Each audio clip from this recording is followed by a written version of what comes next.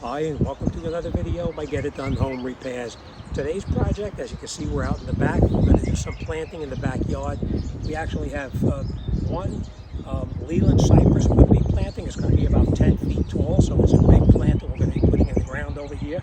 Two other plants going on either side of it is called the Hetzi, and they're probably about 6 feet tall. And the reason we're doing that is because we want a little more privacy in this area here. So we determined where we want to put the new plantings in the ground over here. We marked where we're going to put them, and now we're going to get in here with a shovel, and we're going to dig right here on the X, and we're going to open up the ground. We have a tarp down here, so we can throw the dirt on top of a tarp instead of throwing it on the grass and killing the grass. I will tell you this, the root ball on the one is about an 18-inch root ball, so it's going to be a pretty big hole. You want to dig the hole twice the size of the root of the plant that we're going to be planting. And as you know, I did tell you that the taller one, the 10-foot, is going to be in the center here, so it's going to be a fairly large hole. And we're going to dig down so that the root ball is actually flush with the ground. We don't want to do what's called a volcano on it, where it's actually mounded up on the side of the tree. We want to have it flush with the ground level. I'm going to bring you in, I'm going to show you on another plant that I have here how I want to plant it, and that's what we're going to do. All right, so without further talking, let's get in there, let's dig up the ground, and let's get ready and get this done. So this is the how I want to have it planted over there. We're going to have it flush with the ground. As I said, we're not going to build a volcano of dirt around this trunk. We want the base of the tree itself even with the grass here. So that's how we're going to do it on the other side as well. All right, so let's get in there. Let's get started. Okay, so this is where we determine we're going to put it. Here, here, and there. All right, to give us a little more privacy from the back area back over here. And as you can see, my dogs are back here doing their business, running around and barking at the other dogs. Okay, so after we dig the hole in the ground back there to accommodate the new trees that we're going to be planting, we do have some garden soil that we're going to be putting into it. Now, this just happens to be the one that I picked up. Not that I'm endorsing Miracle-Gro, it just happens to be the one that I got a good price on it, so I grabbed it. But you could pick up any kind of garden soil whatsoever.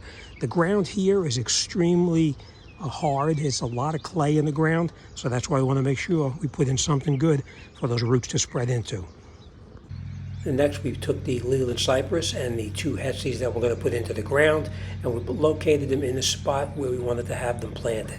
As you can see, the root ball itself is fairly large, and it's wrapped with wire on the larger 10-foot tree. So we need to cut that wire off and remove the burlap that's around the base of it so that the roots can grow out. The other ones on the side, the Hetzi, we're going to actually get in there, take them out of the bucket, and we're going to take a utility knife and we're going to cut down the side of the root ball from top to bottom so that the roots grow outward and not grow in a circle. If you don't cut them down, the roots will just continue to grow in a circle, and you'll wind up, your plant will die. All right, now we get in here, we're going to start digging that hole, and remember I said the hole has got to be twice the width of the root ball itself. Now, before we plant the new plant into the ground, we are going to put some new soil in the bottom of it. We're going to put the plant in to make sure that the height of the plant is where we want it, and then we'll fill in the soil around the sides of it. Okay, so now we have plenty of soil in there. We'll grab our plant, let's put it in the ground, let's check it for height to make sure it's the correct height. If it's not too high enough, we'll dig it a little bit lower, and if it's too high, then we can just add some more dirt to the bottom of it, the hole. All right, so let's continue digging the hole all the way around to accommodate the others. Remember what I told you about that cutting that root ball is very important. You can see how bound up it is in that pot there from the roots growing inside that pot. Now here you can see what I mean about the clay, that this ground is like concrete. That's why it's very important to put in that soil in there so that it actually has some place for the roots to grow out to before they try to grow into that clay area right there. So we made sure it's plenty wide. It's twice the width of the root itself. So as you can see, it's good. We're going to grab some dirt. We'll fill this hole in with some dirt, and then we'll get these plants in there. Now it's real important, like I told you, cut down the side of that the root ball with a utility knife or a shovel in anticipation of planting it. Now, as you can see here, we are getting ready to plant the Leyland Cypress, which is the really big plant. It's 10 feet tall, and that one came wrapped in burlap that had wire around the base of it. You can see that wire on there. Very important that we cut that burlap off and remove that wire, so that way the roots can actually spread out and get into the ground where they're supposed to. Because if it's not cut away, the roots are just going to continue to grow around and around and around inside that wire there. So make sure you take all that wire off so that that the roots can spread out. Once we remove the wire from the plant itself, we're going to remove the burlap. We're going to remove all of that nylon rope that's on there, because as you know, that nylon rope will just not disintegrate. It'll be in there for who knows how long before it actually comes off. So we're going to cut everything out, get it out of the hole, and then we'll put that other soil in there and backfill the whole thing.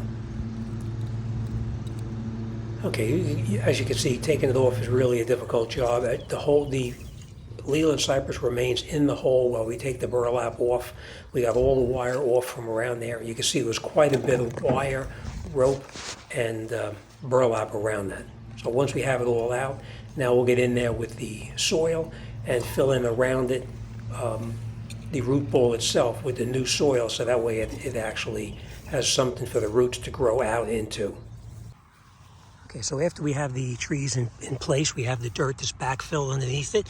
Remember what I said? I wanted the bottom of the tree itself even with the top of the grass itself, and that's what it is. Now, one thing I want to point out, a lot of people don't do this, but I always do. You see this wire? This wire, this was around the root ball and holding the roots in place with the burlap and also with this string. This string would probably never disintegrate. This is made of like a nylon or a plastic. This would be there just about forever. This metal would probably be there who knows how long before it would disintegrate. And that burlap that was around it, I took all that burlap off so that way the roots can get out and spread throughout the entire ground area itself. All right, so we filled them in, this one, and of course that one right there. And that's it, they're all done. I'm gonna, just so you know, let's back up so you can see what it looks like. Okay, so that is what all three of them look like now when they're put in. And as you can see, once they get a little bit bigger, it's gonna be a tremendous amount of privacy in here. But I do want to point this out to you too. This tree here, this is a 10, I think it's 10 or 12 feet. This one is really big. So this one we are gonna have to stake it and put some stakes in the ground right over here and around on the other side there, just to make sure that the tree itself doesn't move, because we get some stiff winds blowing through here, and we don't want the winds to actually cause a problem where the trees start to lean or wind up growing crooked. All right, so we're gonna stake these in place, and then that's it. This job will be done, and we're on to the next one. Let me show you another view.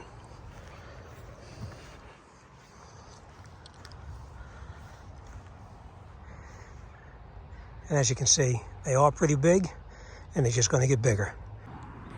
All right, and here we are with the stakes in the ground. We have it staked out on all four sides and tied up just till the ground settles and the roots take hold. So we'll leave this on here probably till 6 months or a year, and then we'll remove it and the tree will stay nice and straight. But that's it, this job is done.